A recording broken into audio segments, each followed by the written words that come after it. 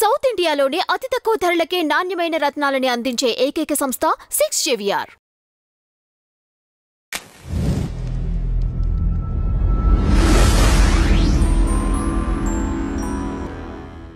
ఓం మహాగణాధిపతయే నమః. ఓం గురుభ్యో నమః. ఓం శ్రీమాత్రే నమః. పరమేశ్వర స్వరూపమైనటువంటి జ్యోతిష, వాస్తు మరియు ఇతర అనేకమైనటువంటి శాస్త్రములను మనకు అందించినటువంటి మహర్షులకి నమస్కారం. హయగ్రీవ హయగ్రీవ హయగ్రీవేతి యో వదేత్ తస్య నిస్సరతే వాణీ జహ్నుకన్యా ప్రవాహవత్. అరుణాం కరుణాతరంగితాక్షీం ధృతపాశాంకుశపుష్పబాణచాపాం అనిమాదివిరావృతాం మయూకైః అహమిత్యేవ విభావయే భవానీం. శ్రీమాత్రే నమః.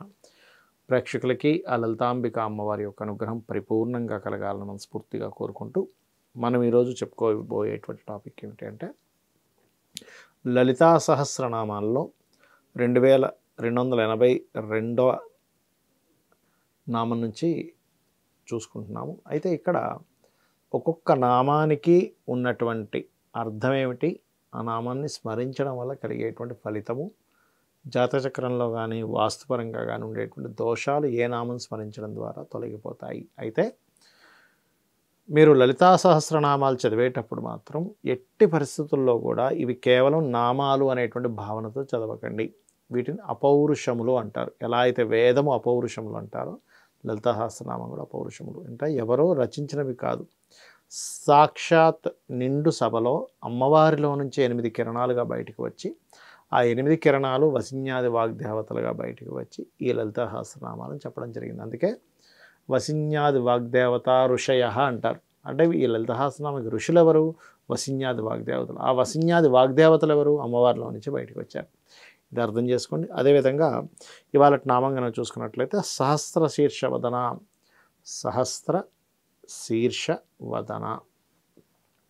సహస్రము అంటే అనంతము, 1000 అంటారు, కానీ అనంతం అనేటువంటిది అర్థం.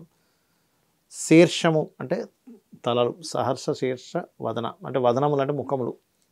సహస్ర శీర్షవదన అంటే అమ్మవారికి అనంతమైన ముఖములు ఉన్నాయట. ఎలా ఉంటాయండి అనంతమైన ముఖములు? ఎలా ఉంటాయి అంటే ఒకటే గుర్తుపెట్టుకోండి. చిన్న లాజిక్ మీరు అర్థం చేసుకుంటే, ఇప్పుడు ఒక దీపము పరమాత్మ అంటే ఈశ్వరుడు అనుకుంటే ఆ యొక్క వెలుగు అమ్మవారు. దీపం ఈశ్వరుడు అనుకుంటే వెలుగు అమ్మవారు, శక్తి అమ్మవారు. రైట్. ఇప్పుడు ఈ వెలుగు ఈ రూమ్లో పెట్టామనుకోండి, నిండిపోయింది. నిండిపోయిన వెలుగు ఎటు నుంచి చూసినా వెలుగే కనిపిస్తుంది. అంటే అనంతంగా ఉంది. అవునా? అలాగే మొత్తం విశ్వం మొత్తం పరమేశ్వరుడు అయినప్పుడు, ఆ విశ్వంలో ఉన్నటువంటి శక్తి మొత్తం అమ్మవారు అయినప్పుడు, అది ఎటైనా చూస్తున్నప్పుడు అనంతమైనటువంటి ముఖములు కలది అనుకోవాలి. రెండవది, అమ్మవారి కానటువంటిది ఏది ఉంది చెప్పండి? ప్రతి ఒక్కరిలో అమ్మవారు ఉన్నారు కదా. ప్రతి మనిషిలోని పరమాత్మ ఉంటాడు. ఓకే, ఆ యొక్క ఆత్మానమైనటువంటిది ఉంటుంది. అయితే ఈ పరమాత్మ ప్రతి ఒక్కరిలో ఉన్నప్పుడు ప్రతి ఒక్కరూ చూడ్డానికి ఇండివిజువల్గా ఎవరికి వారు పలానా పేర్లు ఉన్నారు, కానీ ఒరిజినల్గా ఏంటి? అహం బ్రహ్మాస్మి అంటాం. అంటే నువ్వెవరో కాదు, నేనెవరో కాదు అనేటువంటిది ఒక బ్రహ్మే అనేటువంటిది ఒక అర్థం కదా.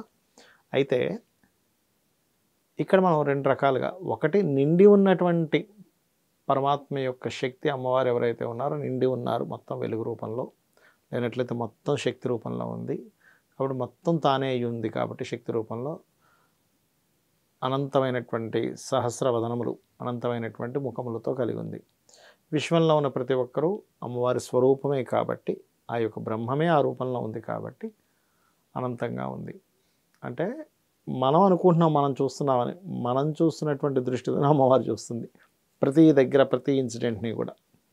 ఆ రకంగా ఇక్కడ ఏంటంటే, ఈ సహస్ర శీర్షవదన అనేటువంటి నామాన్ని కనుక ఎవరైనా కనుక స్మరిస్తూ ఉన్నట్లయితే వాళ్ళకి ఏం జరుగుతుంది, ఫలితం ఏమిటి అంటే, కొంతమందికి చూడండి అసలు ఏం జరుగుతుందో ఏంటో నాకు అర్థం కావట్లేదండి, ఎక్కడేం జరుగుతుందో అనేటువంటిది నాకు కొంచెం అర్థం అవ్వాలి అని అనుకున్నప్పుడు ఈ ఓం సహస్ర శీర్షవదన అనేటువంటి నామం బ్రహ్మాండంగా పనిచేస్తుంది. అదేవిధంగా సహస్రాక్షి. అక్షి అంటే కళ్ళు, అనంతమైనటువంటి కన్నులు కలది. అంటే విశ్వమే తానై ఉన్నప్పుడు ఇంకా అనంతమైనటువంటి కన్నులు లేకుండా ఎలా ఉంటుంది? అయితే ఈ సహస్రాక్షి అనేటువంటి నామం ఏంటంటే, మీకు పర్టికులర్గా రవి సంబంధించిన చంద్ర సంబంధించిన దోషాలు ఉంటాయి సార్. రవిచంద్రుడు ఎవరికైనా పాడయ్యారనుకోండి, అలా రవిచంద్రుడు కనుక పాడైనట్లయితే కూడా ఈ సహస్రాక్షి అనేటువంటి నామం పనిచేస్తుంది. తర్వాత సహస్రపాద్ అంటే అనంతమైనటువంటి పాదములు. ఇక్కడ మీరు ఎందుకు ఇచ్చారు ఈ నామాలు అంటే, అమ్మ అంతటా చూస్తుంది,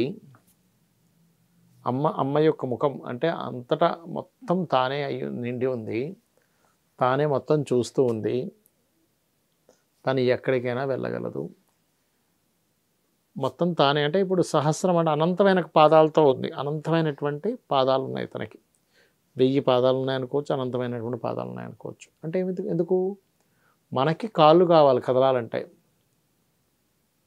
మనకి చేతులు కావాలి ఏదైనా పట్టుకోవాలంటే, కానీ చేతులు ఉండవు. అంటే చేతులు ఉండవంటే ఇన్ సెన్స్ చేతులు ఉండాల్సిన అవసరం లేదు, దేనైనా పట్టుకోగలదు. కాళ్ళు ప్రత్యేకంగా కాళ్ళు ఉండాల్సిన అవసరం లేదు, ఎక్కడికైనా వెళ్ళగలదు. ఎందుకంటే తానే మొత్తం అయి ఉంది కాబట్టి, తను ప్రత్యేకంగా ఎక్కడికి వెళ్ళాల్సిన అవసరం లేదు, తనే మొత్తం ఉంది కాబట్టి. ఆ రకంగా ఏంటంటే ఈ సహస్రపాద్ అనేటువంటి నామస్మరణ కూడా ఎవరైతే చేసుకుంటారో వారికి ఏంటంటే, నాకేమీ అసలు మూమెంట్ లేదండి అంటుంటా చూసారా, నా లైఫ్లో ఏంటో మూమెంట్ లేకుండా అయిపోయిందండి అని. అలాంటప్పుడు ఓం సహస్రపాదాయ నమః అనేటువంటి నామం కనుక చేసుకున్నట్లయితే మనిషికి ఒక కదలిక మూమెంట్ అనేటువంటిది వస్తుంది. అదేవిధంగా ఆ బ్రహ్మ కీట జనని అంటే ఇక్కడ మీరు గమనించినట్లయితే, బ్రహ్మ మొదలుకొని సన్నని పురుగు వరకు ఉండే సమస్త ప్రాణులకు తల్లి అయినది. జనని అంటే తల్లి. బ్రహ్మము దగ్గర నుంచి చిన్న చీమ వరకు అన్నిటికీ తల్లే. చాలామందికి సందేహం వస్తుంది, ఏమండి అమ్మవారు కానీ ఈశ్వరుడు కానీ ఓన్లీ మనుషులకే జగతపితరౌ వందే అని అన్నారు కదా, ఓన్లీ మనుషులకేనేమో అన్ని ప్రాణులకా అంటే ఇక్కడ మనకి ఇక్కడ అర్థమైపోతుంది ఈ యొక్క శ్లోకంలో. ఆ బ్రహ్మ కీట జనని, ప్రతి జీవికి కూడా తానే తల్లి. ఎందుకు, తన అనుగ్రహం లేకుండా ఇది పుట్టదు కదా, తన అనుగ్రహంతో పుడుతుంది కాబట్టి తానే తల్లి. అందుకే చాలామంది ఏం చేస్తారంటే ప్రతి జీవి కూడా ఆ బ్రహ్మస్వరూపమే. అంటే ఆ బ్రహ్మం నుంచి, ఆ బ్రహ్మం దగ్గర నుంచి కీటకం వరకు కూడా అమ్మవారి అనుగ్రహమే, ఈశ్వరానుగ్రహమే కదా అనేటువంటి భావంతో ఎందుకుంటారంటే ఇది కారణం. కాబట్టి ఇలా ఎవరైతే మొత్తము అంటే విశ్వంలో ఉండేటువంటి ప్రతి మొత్తము కూడా భగవంతుడినే చూస్తారో వారికి ఆ భగవంతుడు ఎల్లవెల్ల తోడుంటారు. అయితే ఈ యొక్క నామాలు ఎవరికైనా తూర్పు సంబంధించిన దోషాలున్నా, తూర్పు దిశ దోషాలున్నా, లేనట్లయితే ఉత్తర దిశ దోషాలున్నా, లేనట్లయితే రవిచంద్ర గ్రహాలు జాతచక్రంలో పాడైనా ఈ నామాలు చేసుకోవడం ద్వారా ఖచ్చితంగా మీకు ఆ యొక్క అమ్మవారి అనుగ్రహం కలుగుతుంది, అన్ని విధాలా బాగుంటుంది. శ్రీమాత్రే నమః.